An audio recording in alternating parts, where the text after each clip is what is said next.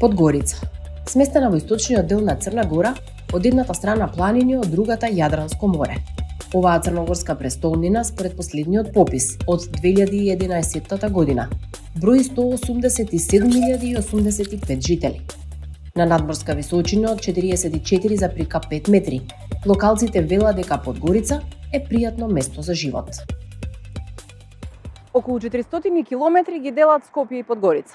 Градот на Морача, главниот град на Црна Гора, е нашата нова дестинација за истражување. Во какви услови работат црногорските работници? Ги прашавме сите инстанци, вклучени во приказната безбедност и здравје при работа. Некогаш живеевме во една иста држава, одговаравме пред исти закони.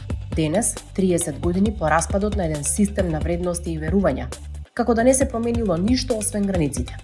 И едните и другите сонуваме за некакви европски иднини, препишуваме правилници и директиви, на сопствените грешки понекогаш ги учиме и најважните лекции. Кога е законот за безбедност и здравје во прашање, финалето скоро па исто. Грешките наплатени во човечки животи.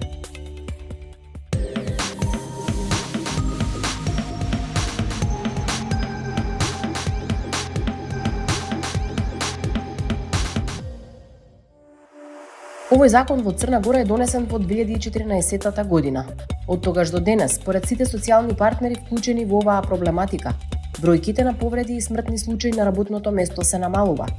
Но дали причината е правилна имплементација или пак влијание на странски компании кои што работат по строги правила? Прашањата ги адресираме до оние чија обврска е да носат превентивни политики.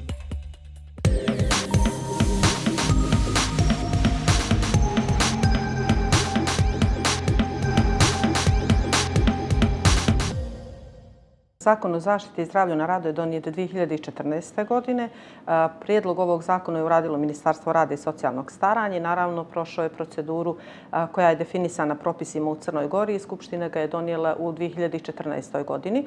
Ovo je zakon u koji je transponovana jedna direktiva, odnosno okvirna direktiva 391 i taj zakon je bio na snazi, još uvijek je na snazi, ali smo pristupili izmjenama istog, imajući u vidu predpristupne pregovore i obavezu da u potpunosti implementiramo propise Međunarodne organizacije rada i propise Evropske unije, tako da smo radili izmjene ovog zakona i te izmjene su urađene 2018. godine. U julu mjesecu je donijet zakon o izmjenama i dopunama istog. I u isti zakon je transponovana još jedna direktiva koja se tiče privremenih i pokretnih gradilišta. Обврската на министерствата кои што ги носат овие закони и кога станува збор за Македонија и кога станува збор за Црна Гора е едната иста, значи ваша обврска е да креирате здрави и безбедни работни политики за сите вработени во Црна Гора. Колку успевате во тој процес?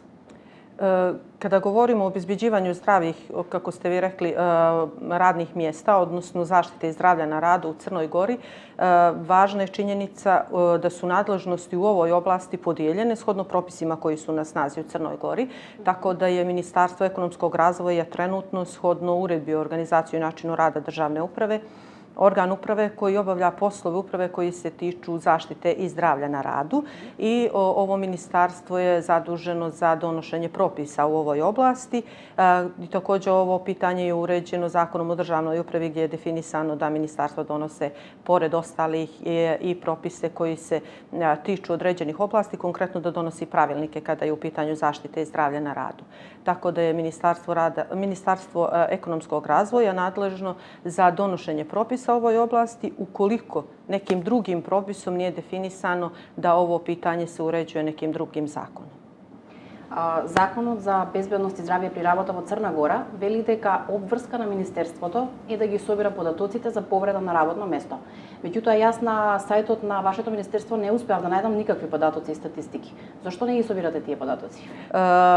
Shodno Zakonu o zaštiti i zdravlju na radu, u jednom članu je definisano da Ministarstvo ekonomskog razvoja trenutno, koje je nadležno za ove poslove, zajedno sa Fondom za zdravstveno osiguranje, Fondom za penzijsko i invalidsko osiguranje, treba da sarađuje i iz tog proizilazi obaveza dostavljanja podataka od strane ova dva fonda ministarstvu svakomjesečno i za prethodnu godinu do 28. februara tekuće godine. Tako da svi ti podaci koji se tiču povreda na radu, govorimo o prijavljenim povredama na radu, ministarstvo dobija od područnih jedinica Fonda za zdravstveno osiguranje svakog mjeseca i na kraju godine, odnosno do 28. februara, ukoliko neki podatak nedostaje, sarađujemo sa Fondom za zdravstveno osiguranje, oni nam te podatke dostavljaju. Što se tiče obaveze objavljivanja tih podataka, tu obavezu Ministarstvo ekonomskog razvoja nema shodno propisima, zato što postoje i drugi propisi u Crnoj Gori koji se bave pitanjem evidencije povreda na radu. Pretpostavljam da ste razgovarali, da vam je kolega Popović govorio o povredama na radu gdje inspekcija rada, odnosno inspektori zaštite i zdravlja na radu imaju obavezu da vrše uviđaje za svaku smrtnu, tešku i kolektivnu povredu na radu, tako da su to podaci sa kojima raspolaže Uprava za inspekcijske poslove, ali bi ti podaci trebali da budu sastavni dio svih ovih podataka koje dobijamo iz fonda. Također postoje i drugi propisi kojima je definisano ko vrši i ko vodi tu evidenciju povreda na radu. Tako da što se tiče povreda na radu prijavljenih i podataka koji su dostavljeni Fondu za zdravstveno osiguranje, mi raspolažemo sa tim podacima unazad 3 godine onako na adekvatan i pravi način. Kažem, opet nemamo obavezu da ih objavljujemo jer to nisu zaista povrede koje su se desili u Crnoj Gori sve, jer to govorim samo o prijavljenim povredama na radu shodno procedurama koje su definisane propisima u Crnoj Gori. Неколку пати го споменавте терминот пријавени повреди на работно место. Може ли да објасниме процедурата според закон? Како треба да течат чекорите кога ќе се случи повреда на работно место? Чија е врската да ја пријави таа повреда, каде ја пријавува i kako teče procedurata pa natam? Zakonom o zaštiti i zdravlju na radu je definisano da svaku prijavu na radu, svaku povredu na radu koja se desi, treba poslodavac da prijavi odmah, a najkasnije u roku od 24 sata inspekcije rada pisanim putem, ukoliko ta povreda dovodi do odsutnosti tog zaposlenog preko 3 radna dana. Ono što je važno jeste da je ovim zakonom definisano da je poslodavac dužan da izda povrijeđenom i zdravstvenoj ustanovi koja je prva pregledala tog zaposlenog koji je povrijeđen, ispunjenu prijavu povrede na radu. Zakonom o zaštiti i zdravlju na radu, koji rekla sam je donijet 14 izmjen 2018. godine, podzakonski akt koji bi trebalo da se donese i koji tretira u ovu oblast je u nadležnosti Ministarstva zdravlja. Trenutno je na snazi pravilnik koji datira još iz 1993. godine i zaista to je pravilnik koji je zaista potrebno izmijeniti i promijeniti. Nadam se da ćemo u saradnji sa kolegama iz Ministarstva zdravlja u narednom periodu uraditi, odnosno donijeti taj podzakonski akt kako bi se ta oblast unaprijedila u tom smislu. Zlatko Popović je inspektor za tруд. Приказната за безбедноста и здравје при работа на црногорските работници од сите сектори ја пишува со години. Некогаш како дел од Сдруженијето за заштита при работа, денес како инспектор. Точно знае кои се најслабите точки кога е се вкупниот систем за заштита во прашање. Господине Поповиќ, македонскиот инспекторат за труд константно вели дека нема доволно број инспектори за да може да ги проследи сите несреќи при работа. Каква е состојбата во Црна Гора? Pa što se tiče razvijenih evropskih zemalja, postoji neki standard da postoji jedan inspektor rada za oblast zaštite i zdravlja na radu na 10.000 zaposlenih. Poslednji put kad je rađen analitički izvještaj Evropske komisije po tom pitanju smo imali oko 160.000 zaposlenih i tad je zahtjev bio da povećamo broj inspektora na 16. U ovom trenutku imamo 11 inspektora rada za oblast zaštite i zdravlja na radu, tako da imamo 5 upražnjenih mjesta za oblast zaštite i zdravlja na radu. Imate li otvoreni работни позиции за тие места? Da, imamo otvorena mjesta. Sistematizacijom je predviđeno da su to 5 radnih mjesta, međutim i nemamo neko veliko interesovanje za tu oblast, zbog toga što su uglavnom ta nepopunjena radna mjesta na jugu Crne Gore gdje se ljudi manje više bave turizmom i nije im toliko atraktivno da se bave inspektorskim poslom, tako da na 4 ponovljena oglasa nismo imali ni jednu aplikaciju. Со тие 11 инспектори колку што ги имате, колку надзори вршите во текот на една година? Pa u toku prošle godine smo ukupno izvršili 3251 nadzor, pa prosječno ako se podijeli sa brojem inspektora, bez obzira što ne bi trebali jedan mjesec da računamo zbog godišnjeg odmora, ali mi ih dijelimo na 12 mjeseci, to je nekih 24,63 nadzora, to je 25 nadzora u toku mjeseca. Sve evropske inspekcije, pa i u okruženju, rade između 10 i 15 nadzora u toku mjeseca I kad mi budemo doveli sebe na taj nivo, onda možemo i da garantujemo da će biti i nadzori sveobuhvatniji i kvalitetniji i tako dalje. Tako da sa ovih 25 nadzora mislimo da je to malo i previše. Дали се уште градежниот сектор е областа каде што најмногу се крши законот за безбедност и здравје? Pa najviše je predmet kontrole. Znači, mi jesmo zadnjih par godina smo povećali značajno broj nadzora u gradilišnom sektoru zbog toga što ipak trgovina i ugostiteljstvo su prioritetne grane u Crnoj Gori, tako da su oni imali daleko veći broj nadzora, pogotovo što smo mi angažovani u toku turističke sezone, kada od 1. juna pa do 1. septembra su zabranjeni izvođenje svih gradilišnih radova na teritoriji primorskih opština, tako da nam to u neku ruku remeti samu statistiku kada je u pitanju broj nadzora u različitim djelatnostima. Tako da u građevinskom sektoru statistički zvanično smo na 3. mjestu po broju nadzora koji vršimo u oblasti zaštite i zdravlja na radu. Кога сме кај статистиката, Република Македонија нема единствена статистика за бројот на повреди на работното место, без разлика дали станува збор за помали повреди или повреди со фатални последици. Со каква статистика располагате вие? Имате ли некакви бројки? Mi imamo samo brojke koje vodimo u inspekciji rada u pogledu izvršenih uviđaja smrtnih, teških i kolektivnih povreda. Sve ostale statistike koje se vode ostalih povreda na radu, lakše, srednje, teške i tako dalje, prikuplja Fond za zdravstveno osiguranje, naravno samo za zaposlene, znači one koji su u regularnom radnom odnosu, zbog toga što oni moraju da popune izvještaje o povredi na radu i po osnovu toga da ostvare bolovanje. Ti se statistički podaci prikupljaju u Fondu zdravstva i Fond zdravstva zajedno sa Fondom penzijskog i invalidskog osiguranja je po zakonu dužan da do 28. februara tekuće godine za prethodnu godinu dostavi te podatke Ministarstvu ekonomskog razvoja. Znači, to je krovno ministarstvo koje se bavi zaštitom i zdravljem na radu i oni vode kod sebe statistiku koja je zvanična. Naravno, sve ostalo što je nezvanično odnosi se na rad na crno, ali ti podaci su zvanično ti koje treba da posjedujemo i koje zvanično posjedujemo. Naravno, u strateškim dokumentima je predviđeno da se formira jedan zavod za zaštitu i zdravlje na radu koji će da sublimira u sebi ne samo statistiku, nego i u pogledu preventive i u pogledu medicine rada, tako da taj zavod još uvijek nije formiran i sve do tada moramo da radimo sa podacima koje u ovom trenutku imamo. За крај, со какви механизми располага инспекторатот за да ги казни сите оние кои што не го спроведуваат или го прекршуваат законот и колку од тие механизми сте искористиле во претходната година? Pa jedan od mehanizama koji najčešće koristimo je koji sam vam rekao, znači to je ukazivanje, znači to je čisto preventivno djelovanje gdje mi ukažemo poslodavcu da otkloni neke nepravilnosti, a kada otkloni te nepravilnosti idemo u kontrolu izvršenja da vidimo da li su te nepravilnosti otklonjene. Naravno, ako se radi o neposrednoj opasnosti po život i zdravlje, onda u zakonu inspekciju rada imamo po 6 osnova pravo na privremenu mjeru zabrane rada i čim izričemo privremenu mjeru zabrane rada obustavljaju se radovi na tom, recimo, gradilištu i traju sve dok se ne otklone okolnosti zbog kojih je izrečena.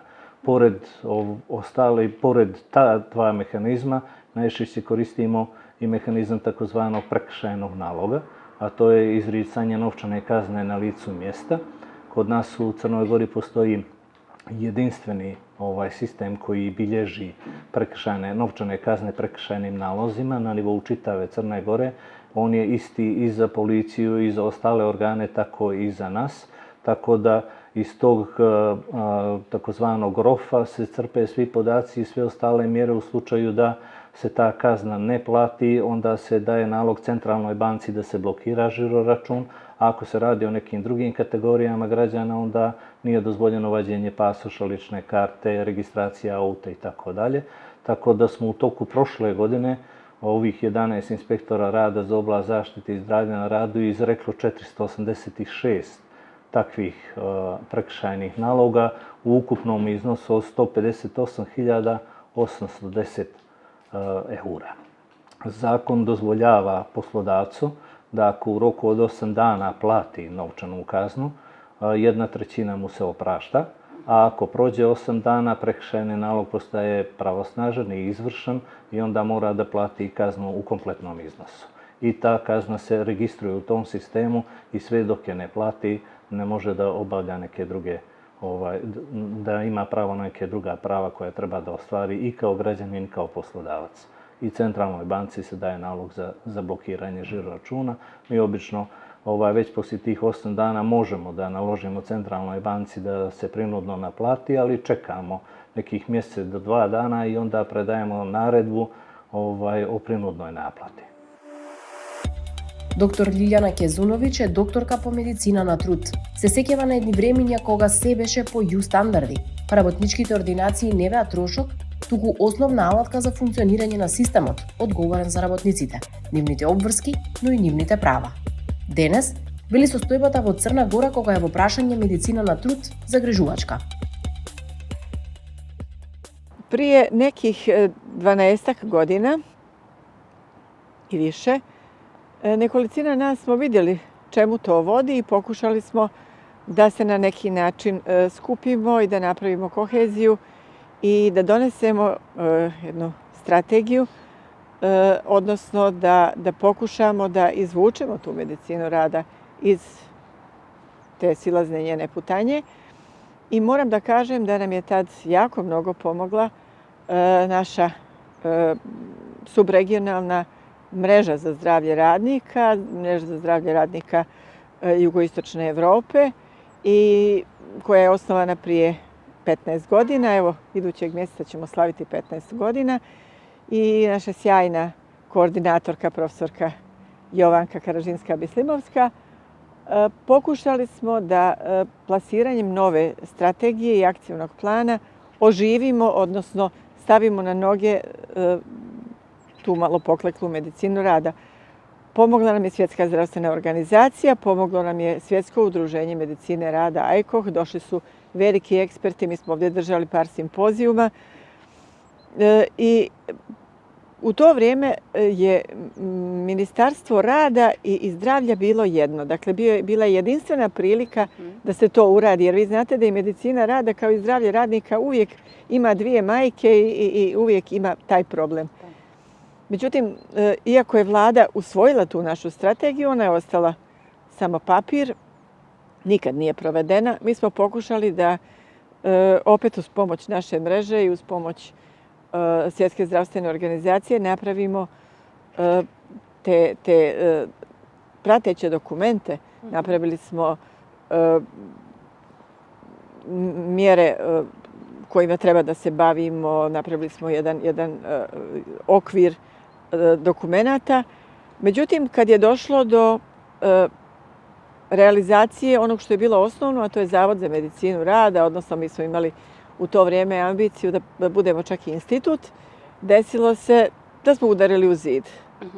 Zid se zvao donosioci odluka. I onda je kola su krenula, kako mi kažemo, niza stranu. U to vrijeme imali smo 46 aktivnih specijalista medicine rada. Prije 2 godine imali smo 34. Dobna struktura kolega je dakle malo nepovoljna. Biološki sat radi, ljudi su ostarili, ljudi su umorni, ljudi su razočarani.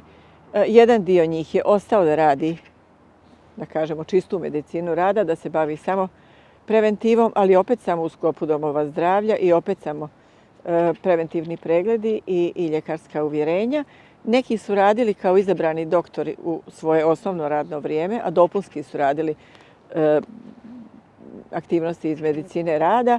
Neki su potpuno prešli u izabrane doktore jer su i dotad godinama radili praktički samo kurativu. Neki su otišli u direktore, neki su otišli u fond zdravstva, ali interesantno niko nije otišao u Institut za javno zdravlje. Tu je bila naša kuća, tu smo mi trebali da imamo svoj centar, koji je nekad i postojao, pa su ga oni svojom novom sistematizacijom ukinuli. Tako da su nam prilično noge podsječene i nemojte me držati za riječ, ali mislim da je najmanje 15 godina nije raspisana ni jedna nova specijalizacija za medicinu rada, što je katastrofalno. Tako da nama sad fali taj kadar srednjega doba koji bi trebao da bude najveći oslonac struke. U posljednjih nekoliko godina dešavaju se promjene,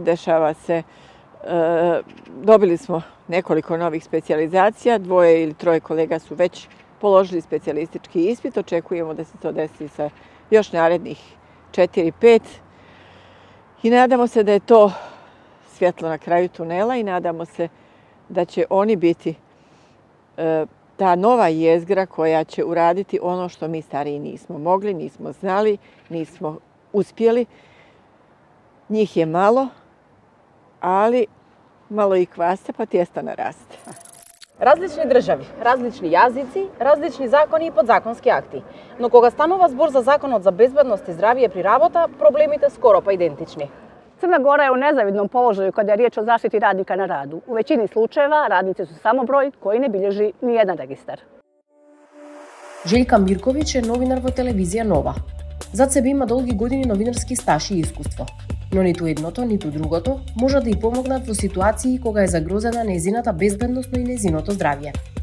Слично како и кај нас, во прилозите од една минута се почесто има место за дневни политики, се помалку за суштина, како што е онаа за безбедни и здрави работни места. Ja sam 15 godina u novinarstvu, prije toga sam se bavila, bila sam lektor i konkretno moj interes, odnosno moj fokus u novinarstvu su društvene teme. Smatram da su one malo obrađene, konkretno zato što previše nekako smo, pogotovo u posljednje 2 godine, bavimo se koronom, bavimo se politikom, a nekako društvene teme su u pozadini i znate kako u novinarstvu sve što se ne dešava danas, odmah to nije aktuelno. I znači konkretno svaka uređivačka negdje kuća smatra da su aktuelne teme one koje se dešavaju, a ne gledaju to sa aspekta da mi novinari možemo učiniti neku stvar aktuelnu. Tako da prosto negdje se borim, da kažem kao Don Kihot sa vjetrenjačama, pokušavam društvene teme, pokušavam čovjeka i njegov život staviti u prvi plan, što nažalost sa druge strane imam poteškoće, imamo koronu, imamo politiku, imamo ta neka dnevna dešavanja koja guše naš život, koja guše našu egzistenciju, što smatram da to treba staviti u prvi plan. Наш фокус денес, наш интерес денес е Законот за безбедност и здравје при работа. Првин ќе те прашам, колку пати до сега си се нашла во работна средина која што ниту била здрава, ниту била безбедна за тебе? Pa našla sam se više puta, konkretno pogotovo kada mi novinari, znate, i sami izvještavamo kada su u pitanju požari, kada su u pitanju poplave, kada su u pitanju razna klizišta, znate, mislim, prosto se nađete u takvoj situaciji da nemate adekvatnu opremu, nemate adekvatne čizme, nemate adekvatno, na primjer, apsolutno ništa. I onda dođete u jednu vrlo apsurdnu situaciju da vi izvještavate se jutra, na primjer, o zaštiti na radu, a vi niste bezbjedni, odnosno vi nemate opremu da konkretno izvještavate o tome. Znači, dođete u neku apsurdnu situaciju, da kažem, Kamijevu situaciju, što bi da kažem, čovjekov apsurd. I s druge strane, prosto nekako, evo mogu da pohvalim moju firmu, televizija Nova koja je zadnje, možda 2-3 godine uložila, da kažem, na neki način poslodavci su prepoznali da je potrebno zaštititi radnike i dobili smo, znači, opremu, dobili smo neke kabanice, dobili smo čizme, što je na neki način pohvala velika s obzirom na to da prosto smo svakodnevno izloženi i raznim, da kažem, jer vi ne izvještavate samo iz Skupštine, znate, mislim, dešavaju se razne stvari i onda prosto ste u situaciji da vam je i vama kao novinaru život ugrožen. Сега, кога сме кај извештаите за повреди на работно место, како изгледаат извештаите овде во Црна Гора? Имате ли добра соработка со законодавство, со инспекторат, со Сдружение за безбедност и здравје при работа? Лесно ли се наоѓаат соговорници? Evo ja ću ponovo da se vratim na početnu tačku kada kažem dnevna traka i novinari na dnevnoj traci. Znate kako, vi kada ste na dnevnoj traci, kada se desi neka situacija, kada imate da konkretno imate neku situaciju povreda na radu, vi to, da kažem, izvještavate na tom nekom dnevnom nivou. Znači vi zovete poslodavce, zovete inspektore, zovete sve što možete da ugrabite taj jedan dan. Ali to je u suštini nedovoljno da vi imate pravu sliku stvari. Jer se, opet kažem, nažalost novinarstvo se svelo da je to nešto aktualno. Aktualno se desi povreda danas, a nije aktualno raditi na prevenciji te povrede. Zašto mi novinari ne radimo na prevenciji? Zašto ne izvještavamo, evo konkretno u kakvim mi uslovima radimo? Kakve su naše stolice? Kakvi su naši računari? Da li je nama kičma stradala? Konkretno, kada govorimo o zaštiti na radu, ne mislim samo na građevinske radnike. Odnosno, to je nama prvenstveno fokus kada kažemo građevinski radnici, to je povreda na radu. Povrede na radu se dešavaju u kancelarijama. Povrede na radu se dešavaju, ne znam, i konkretno u trgovinama. Prosto smo nekako zanemarili taj, da kažem, aspekt. И за крај, во какви услови работат новинарите во Црна Гора? Mislite konkretno kada je u pitanju zaštite na radu ili? Генерално. Pa znate kako, konkretno smatram da generalno novinarstvo u regionu, nekako smo mi novinari zapostavili, ali smo zapostavili sami sebe.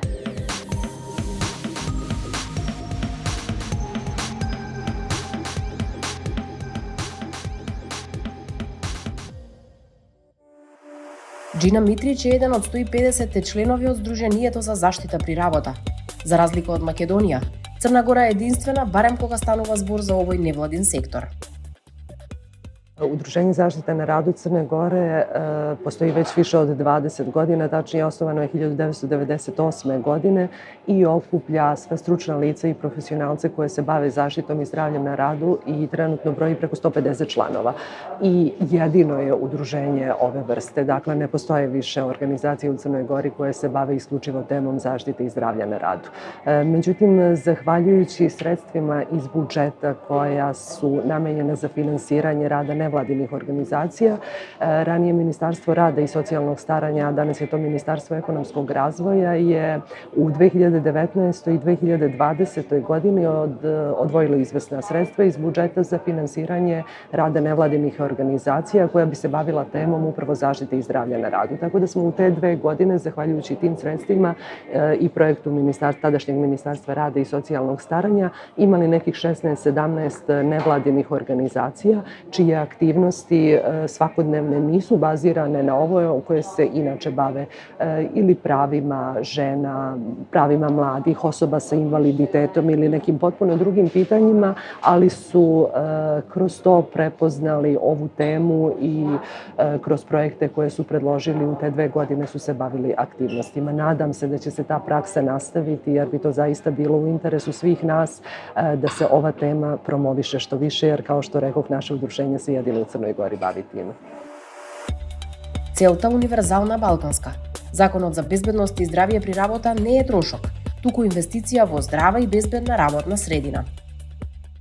Cilj svih nas je da obezbedi ono što zaštita i zdravlje na radu upravo podrazumeva, a to je obezbeđivanje uslova rada koji ne dovode do povreda na radu, do profesionalnih bolesti i bolesti u vezi sa radom. To bi trebalo da bude interes svakog društva, svih subjekata i svakog pojedinca. Jer upravo to nije samo floskula koja se ponavlja, nego je zaista tako da zadovoljni, motivisani i zdravi zaposleni upravo doprinose socijalnoj i ekonomskoj dobrobiti svakog društva. A upravo su zaštite i zdravlje na radu ono što doprinose zadovoljstvu i motivisanosti njihovoj, čine ih zadovoljnim ne samo zaposlenih, nego na kraju krajeva zadovoljnim građanima koji su motivisani, koji su produktivni i koji imaju želju da doprinose ostvarivanju organizacionih ciljeva i interesa. Upravo onog dana kada crnogorski poslodavac, ili mogu slobodno reći poslodavac sa Balkana, shvati ono što je poslodavac iz nekih razvijenijih zemalja Zapadne Evrope davno shvatio, da je ulaganje u zaštitu i zdravlje na radu da nije samo puki trošak ili biznis barijera, već upravo ulaganje u najznačajniji kapital koji jedna kompanija ima i da je to nešto što ga čini konkurentnim, prepoznatim na tržištu, društveno odgovornim. Tek tada ćemo moći zaista da se bavimo zaštitom i zdravljem na radu na jedan pravi način. Poimanje ove oblasti će se promeniti, a neće biti samo puka formalnost i zadovoljavanje zakonske obaveze i eventualno izbjegavanje neke kazne. Upravo je to naša funkcija, da edukujemo kako zaposlene, tako i poslodavce, da oni shvate svoje prava, svoje obaveze i odgovornosti. I to je ono što smo radili svih ovih prethodnih godina samostalno na nacionalnom nivou u Crnoj Gori, a od 2015. godine zajedno sa kolegama iz regiona kroz Balkanoš mrežu, čiji smo mi članovi, zajedno sa kolegama iz Makedonije, Albanije, Srbije i Kosova, realizujemo brojne zajedničke aktivnosti kroz seminare, obuke, edukativne radionice i mnogo nam pomaže to što razmenjujemo iskustva, eventualno učimo se na greškama jednih drugih ili primenjujemo neke dobre prakse, jer u suštini mentalitet i uslovi rada su, mogu slobodno reći, identični. Туризмот и угостителството се основни дејности во оваа приморска земја. Градежништвото, за разлика од кај нас, е трета според надзорите кои што ги врши инспекторат. Очигледно е дека со оние 3251 надзор годишно, односно 25 месечно, инспекторатот со само 11 инспектори на територија на цела држава успева да ја игра својата главна функција, затоа што на крајот од оваа наша приказна и законодавството и невладиниот сектор, односно Сдруженијето, се согласни во едно.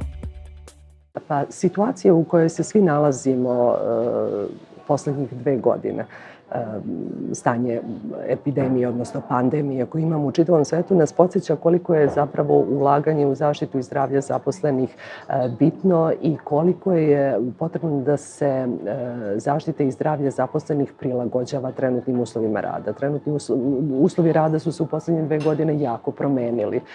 Kakve će posledice toga biti, tek će vreme pokazati. Kada govorimo o zaštiti i zdravlju na radu ovde u Crnoj Gori, a pretpostavljam da je takav slučaj i ostalim zemljama regiona, da je to nešto što ljude asocira odmah na građevinski sektor, na šlemove. Međutim, zaštita i zdravlje na radu treba da budu prisutni u svim segmentima, na svakom radnom mestu. Kod nas je poslednjih 10-ak godina broj povreda se smanjio. Međutim, zahvaljujući tome što mi nemamo statistički sistem, odnosno evidencije o broju povreda se ne vode na adekvatan način, mi ne možemo govoriti ni o tome da imamo neku realnu sliku. Sigurno da se smanjio broj povreda u građevinskom sektoru, što je doprinelo dolazak stranih investitora poslednjih godina koji su bili u Crnoj Gori, koji su doneli neku svoju kulturu poimanja zaštite i zdravlja na radu, tako da smatram da je to u velikoj meri doprinelo smanjenju broja povreda u građevinskom sektoru. Međutim, kada su drugi sektori u pitanju, tu nemamo evidencije o tome. Opet kažem, nedostatak Nacionalnog saveta za zaštitu i zdravlje na radu takođe tome doprinosi i nedostatak Zavoda za medicinu rada koji nemamo u Crnoj Gori, te je shodno tome nemoguće i dokazati postojanje profesionalnih bolesti i bolesti u vezi sa radom. U prilog tome govori činjenica da od 2015. godine nismo imali prijavljenu ni jedno profesionalno oboljenje, što je u potpunosti nemoguće. Tako da imamo veliki broj problema, imamo nedostatak broja inspektora u Crnoj Gori, trenutno imamo samo 11, što smatramo da je nedovoljno, naročito u uslovima u kojima živimo sa nivom svesti koja postoji i kod poslodavaca i kod zaposlenih, taj broj inspektora bi trebalo da bude mnogo veći. Konkretno mogu da kažem, kao neko ko radi u ovoj direkciji u okviru Ministarstva ekonomskog razvoja, da zaista uvijek ima prostora da se napreduju u svim oblastima, ne samo u ovoj oblasti. I sami znate da je zaštita i zdravlje na radu u Crnoj Gori oblast od javnog interesa i mi zaista ulažemo sve naše napore da u dijelu nadležnosti koje su nam dati, onoliko koliko je u našoj mogućnosti, radimo na unapređenju ove oblasti. Negdje bih zaista željela da pomenem da smo u tom pravcu krenuli u korak naprijed, samim tim što smo danas ovdje sa kolegama iz Udruženja zaštite na radu, i da kažem da smo iskoristili mogućnost koja nam je data Zakonom o nevladinim organizacijama i propisima koji su donijeti na osnovu njega, i u 2019. i u 2020. godini je oblast zaštite i zdravlja na radu prepoznata kao prioritetna oblast u Crnoj Gori i uspjeli smo da finansiramo za te 2 godine nevladin sektor sa 320.000 eura, od čega 2019. godine 7 projekata je finansirano u iznosu od 120.000 eura, a 2020. godine je finansirano 11 projekata u iznosu od 200.000 eura i zaista mislimo da negdje pokušavamo da uključimo u ovu oblast sve činioce u Crnoj Gori koji se bave ovim pitanjem, da naravno socijalni partneri su uvijek tu i poštujemo sve propise koji se odnose na donošenje propisa,